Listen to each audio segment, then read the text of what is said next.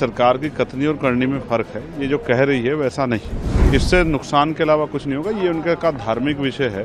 Government अगर तैयार है तो हम लोग भी लोहा लेने के लिए तैयार हैं। उस बिल की आड़ में जिस तरह से जो शंकाएं जेपीसी में विपक्ष के सांसद द्वारा और हम लोगों ने पहले दिन से, जिस दिन ये टेबल पर आया था बिल, उस दिन से जो हमने की है, आज भी हम उस बात पर खड़े हैं। हमें भरोसा है ये सरकार की कथनी और करनी में फ़र्क है। ये जो कह रही है वैसा नहीं, इससे नुकसान के अलावा कुछ नहीं होगा। ये उनका का धार्मिक विषय है और कॉन्स्टिट्यूशन का आर्टिकल 25-26 जो है धार्मिक आज़ादी देता है। उस धार्मिक आज़ादी पर, धार्मिक क्षेत्र पर अतिक्रमण करने का काम सरकार कर रही है। हम लोग इसका पुरजोर विरोध करेंगे और जब तक हम में शक्ति रहेगी, जितनी शक्ति रहेगी उस तरह से हम जो है, चाहे हमें अंदर आंदोलन करना पड़े या बाहर सड़कों पे, हम अपनी जिम्मेदारी का निर्वहन करेंगे। लेकिन सरकार की अगर बात करें तो सरकार का साफ तौर पर कहना है कि जेपीसी बैठी, तमाम मुद्दों पर चर्चा है, विपक्ष की बातों को सुना गया, उन्होंने जो शंकाएं थी उसका निवारण किया गया और सबसे बड़ी बात ये मुस्लिमों के हित में है, महिलाओं के हित में है, तो आखिर इसमें ऑब्जेक्शन क्यों? देखिए, कथनी करनी में सरकार की फर्क है। सरकार ने तो किसानों के लिए भी यही कहा था, फिर आपने वापस क्यों लिए?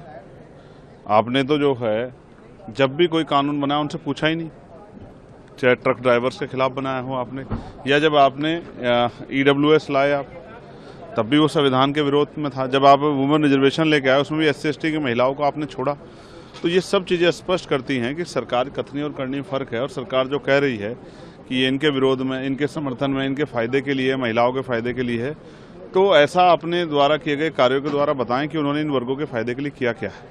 गवर्नमेंट अगर तैयार है तो हम लोग भी लोहा लेने के लिए तैयार हैं। उस बिल की आड़ में जिस तरह से जो शंकाएं जेपीसी में विपक्ष के सांसद द्वारा और हम लोगों ने पहले दिन से, जिस दिन ये टेबल पर आया था बिल, उस दिन से जो हमने की है, आज भी हम उस बात पर खड़े हैं। हमें भरोसा है ये सरकार की कथनी और करनी में फ़र्क है। ये जो कह रही है वैसा नहीं, इससे नुकसान के अलावा कुछ नहीं होगा। ये उनका का धार्मिक विषय है और कॉन्स्टिट्यूशन का आर्टिकल 25-26 जो है धार्मिक आज़ादी देता है।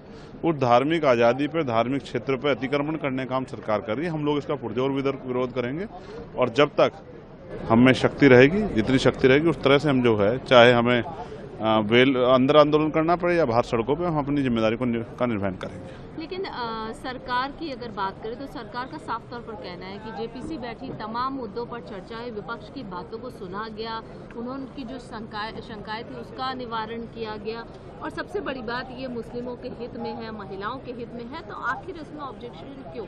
देखिए, कथनी करनी में सरकार की फर्क है। सरकार ने तो किसानों के लिए भी यही कहा था, फिर आपने वापस क्यों लिए? आपने तो जो है, जब भी कोई कानून बनाया उनसे पूछा ही नहीं, चाहे ट्रक ड्राइवर्स के खिलाफ बनाया हो आपने, या जब आपने EWS लाए आप, तब भी वो संविधान के विरोध में था। जब आप वुमेन रिजर्वेशन लेके आए, उसमें भी SC/ST की महिलाओं को आपने छोड़ा। तो ये सब चीज़ें स्पष्ट करती हैं कि सरकार कथनी और करनी में फ़र्क है। और सरकार जो कह रही है कि ये इनके विरोध में, इनके समर्थन में, इनके फ़ायदे के लिए, महिलाओं के फ़ायदे के लिए है, तो ऐसा अपने द्वारा किए गए कार्यों के द्वारा बताएं कि उन्होंने इन वर्गों के फ़ायदे के लिए किया क्या है।